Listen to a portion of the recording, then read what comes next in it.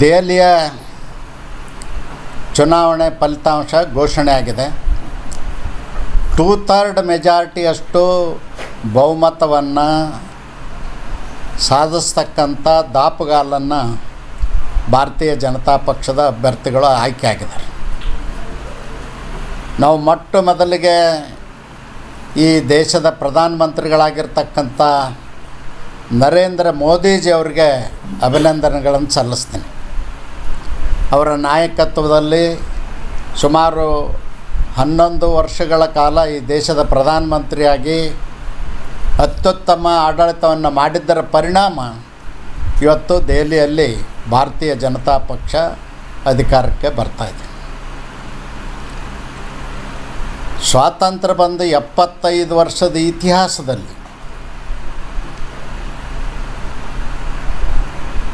ಕೇಜ್ರಿವಾಲ ಅಂತಕ್ಕಂಥ ಒಬ್ಬ ವ್ಯಕ್ತಿ ಆಮ್ ಆದ್ಮಿ ಪಕ್ಷ ಅಂತೇಳಿ ಹುಟ್ಟು ಹಾಕಿ ದೇಶದ ಚುನಾವಣೆ ವ್ಯವಸ್ಥೆಯನ್ನೇ ಬುಡ್ಮೋಲ್ ಮಾಡಿರ್ತಕ್ಕಂಥವ್ರು. ಯೋಜನೆಗಳನ್ನು ಜಾರಿ ಮಾಡ್ತೀನಿ ಅಂಥೇಳಿ ಜನರ ಮನಸ್ಸನ್ನು ಕದ್ದಂಥ ಒಬ್ಬ ಮಹಾ ದ್ರೋಹಿ ಅವರು. ನಾನು ಯಾಕೆ ಆ ಶಬ್ದ ಬಳಸ್ತೀನಿ ಅಂದ್ರೆ, ದೇಶದ ಚುನಾವಣೆ ಭಾಳ ಪಾರದರ್ಶಕವಾಗಿ ವ್ಯವಸ್ಥಿತವಾಗಿ ನಡೆದು ಬಂದಂಥದ್ದನ್ನು ಅಧಿಕಾರದ ದುರಾಸೆಗಾಗಿ ಅವರು ನೀರು ಪುಕ್ಕಟ್ಟೆ ಕೊಡ್ತೀನಿ, ವಿದ್ಯುತ್ ಪುಕ್ಕಟ್ಟೆ ಕೊಡ್ತೀನಿ, ಬಸ್ ಪುಕ್ಕಟ್ಟೆ ಕೊಡ್ತೀನಿ, ಅಕ್ಕಿ ಕೊಡ್ತೀನಿ, ಬ್ಯಾಳೆ ಪುಕ್ಕಟ್ಟೆ ಕೊಡ್ತೀನಿ ಅಂಥೇಳಿ ಬಡವರ ಮನಸ್ಸನ್ನು ಕದ್ದಂಥವ್ರು. ಬಡವರಿಗೆ ಆಸೆ ಹಚ್ಚಿ ಓಟ್ ಪಡೆದು ದುರಾಡಳಿತವನ್ನು ಮಾಡಿ 10 ವರ್ಷದಲ್ಲಿ ಇಡೀ ಪ್ರಪಂಚದಲ್ಲಿ ಯಾವುದೇ ಸರ್ಕಾರ ಮಾಡದೇ ಇರುವಷ್ಟು ಭ್ರಷ್ಟಾಚಾರ ಮಾಡಿ ಜೈಲಿಗೆ ಹೋಗಿ ಜೈಲಲ್ಲಿದ್ದರೂ ಕೂಡ ಅವರು ರಾಜೀನಾಮೆ ಕೊಡಲಿಲ್ಲ. ಸಂವಿಧಾನದ ಆಶಯಕ್ಕೆ ಅನುಗುಣವಾಗಿ ರಾಜೀನಾಮೆ ಕೊಟ್ಟು ಅವರು ಜೈಲಿಗೆ ಹೋಗಬೇಕಾಗಿತ್ತು ಶಿಕ್ಷೆ ಘೋಷಣೆ ಆದಾಗ. ಆದರೆ ಅದನ್ನು ಮಾಡಲಿಲ್ಲ. ಅವರು ಲಜ್ಜೆಗೆಟ್ಟು ಜೈಲಿನಲ್ಲೇ ಕೂತು ಆಡಳಿತ ಮಾಡ್ತೀನಿ ಅಂತ ಹೇಳಿ ಮಾಡಿದಂಥ ಒಬ್ಬ ಸಂವಿಧಾನದ ದ್ರೋಹಿ ಅವರು. ಇವತ್ತು ಜನ ಅವರಿಗೆ ಸರಿಯಾದಂಥ ಪಾಠವನ್ನು ಕಲಿಸಿದ್ದಾರೆ. ನಾವು ಜನನೂ ಅರ್ಥ ಮಾಡ್ಕೊಳ್ಬೇಕು. ದೆಹಲಿ ಸರ್ಕಾರ ಅಂದರೆ, ಕೇಂದ್ರಾಡಳಿತ ಪ್ರದೇಶ ಅಂದರೆ ಒಂದು ಮಹಾನಗರ ಪಾಲಿಕೆ. ಅದು ಮಹಾನಗರ ಪಾಲಿಕೆಯ ವ್ಯಾಪ್ತಿಯಲ್ಲಿ ಆಡಳಿತ. ಅಲ್ಲಿ ನೀರಾವರಿ ಯೋಜನೆಗಳಿರೋದಿಲ್ಲ, ವಿದ್ಯುತ್ ಯೋಜನೆಗಳಿರೋದಿಲ್ಲ, ಗ್ರಾಮೀಣ ಅಭಿವೃದ್ಧಿ ಪಂಚಾಯತ್ ರಾಜ್ಯ ವ್ಯವಸ್ಥೆ ಇರೋದಿಲ್ಲ. ಯಾವುದೇ ಜವಾಬ್ದಾರಿ ಇಲ್ಲದೇ ಅತಿ ಹೆಚ್ಚು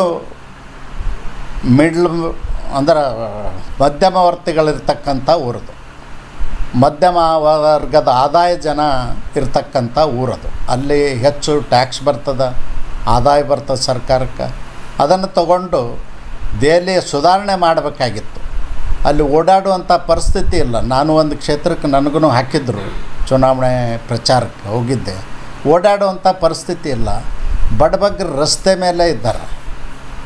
ಎಂಥ ಕೆಟ್ಟ ಪರಿಸ್ಥಿತಿ ಅಂದ್ರೆ, ಅವ್ರಿಗೆ ಮನೆ ಮಠಗಳನ್ನ ನಿರ್ಮಾಣ ಮಾಡಿಕೊಡ್ಬೇಕಾಗಿತ್ತು, ಶಾಲೆ ಕಾಲೇಜುಗಳನ್ನ ಮಾಡಬೇಕಾಗಿತ್ತು. ಯಾವುದನ್ನೂ ಮಾಡದೇ ಸರ್ಕಾರದ ಖಜಾನೆ ಒಳಗಿನ ಹಣವನ್ನು ಹಗಲ ದರೋಡೆ ಮಾಡ್ದಂಗೆ ಮಾಡಿ ಜನರಿಗೆ ಹಂಚಿ ಓಟ್ ಹಾಕ್ಸ್ಕೊಂಡಂಥ ಒಬ್ಬ ದೇಶ ಕಂಡಂಥ ಒಬ್ಬ ಹೀನ ಮನಸ್ಥಿತಿನ ರಾಜಕಾರಣಿ ಅವರು. ಅದಕ್ಕೆ ನಾನು ಈ ಸಂದರ್ಭದಲ್ಲಿ ಇಷ್ಟ ಹೇಳಲಿಕ್ಕೆ ಬಯಸ್ತೇನೆ. ಇವತ್ತು ದೇಶದ ಜನ ಜಾಗೃತರಾಗಿ ಅವರಿಗೆ ಪಾಠವನ್ನು ಕಲಿಸ್ತಕ್ಕಂಥ ಕೆಲಸ ಮಾಡಿದ್ದಾರೆ. ಮತ್ತು ದೇಶಕ್ಕೊಂದು ಕೆಟ್ಟ ಪರಿಸ್ಥಿತಿಯನ್ನು ತಂದು ಒಡ್ಡಿದವರು.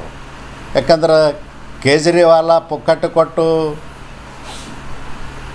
ದೆಹಲಿಯಲ್ಲಿ ಗೆದ್ದರು, ಕೇಜ್ರಿವಾಲ ಪುಕ್ಕಟ್ಟೆ ಕೊಟ್ಟು ಪಂಜಾಬ್ದಲ್ಲಿ ಗೆದ್ದರು, ಕರ್ನಾಟಕದಲ್ಲಿಯೂ ಕೂಡ ಕಾಂಗ್ರೆಸ್ನವ್ರನ್ನ ಅವ್ರನ್ನ ಅನುಸರಿಸ್ಕೊಂಡು ಹೋಗಿ ಅವರು ಪುಕ್ಕಟ್ಟೆ ಕೊಡ್ತೀವಿ ಅಂತ ಹೇಳಿ ಪುಕ್ಕಟ್ಟೆ ಕೊಟ್ಟು ಗೆದ್ದಿರ್ತಕ್ಕಂಥದ್ದು ಇದೊಂದು ಕೆಟ್ಟ ಸಂಪ್ರದಾಯ.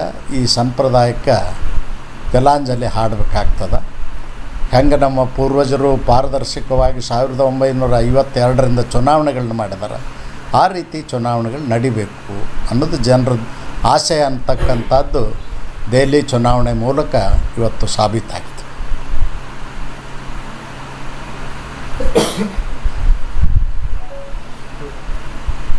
ಎಲ್ಲಿವರೆಗೂ ರಾಹುಲ್ ಗಾಂಧಿ, ಸೋನಿಯಾ ಗಾಂಧಿ ಮತ್ತು ಈಗ ಮೂರನೇದಾಗಿ ಪ್ರಿಯಾಂಕಾ ಗಾಂಧಿಯವರು ಸರ್ವಾಧಿಕಾರಿಗಳಾಗಿ ಕಾಂಗ್ರೆಸ್ಸನ್ನು ಮುನ್ನಡೆಸ್ತಾರೆ, ಅಲ್ಲಿವರೆಗೂ ಇದೇ ಪರಿಸ್ಥಿತಿ ಇರ್ತದೆ. ಇನ್ನೂ ಕೆಟ್ಟ ಪರಿಸ್ಥಿತಿಗೆ ಹೋಗ್ತದೆ. ಕಾಂಗ್ರೆಸ್ ನಶಿಸಿ ಹೋಗುವಂಥ ಕಾಲ ಬರ್ತದೆ.